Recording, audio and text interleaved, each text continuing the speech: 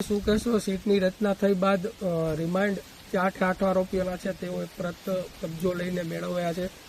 શું કહેશો? આશા રાખું છું અધિકારીઓ ઉપર કે આની તપાસ કરે, મને યોગ્ય ન્યાય મળે.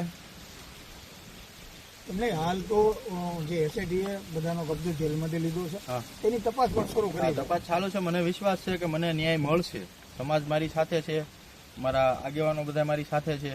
સરકાર ઉપર મને ભરોસો છે કે મને ન્યાય મળશે એવી આશા રાખું છું. અધિકારીઓ ઉપર જે અત્યારે જે કોઈ તપાસ કરે છે એની ઉપર. કેવા પ્રકારનો ન્યાય? ન્યાય એટલે જે મુખ્ય આરોપીનું જે અત્યાર સુધીમાં નામ આવ્યું નથી એનું નામ આવે, એની ઉપર કાયદાકીય જે સજા થતી હોય એની ઉપર સજા થાય એટલે મને ન્યાય મળે. કલમનો પણ ઉમેરો કર્યો છે. આ કલમનો ઉમેરો તો જો એને ગુનો કર્યો છે તો એ પ્રમાણે કલમનો ઉમેરો થવાનો જ છે ને.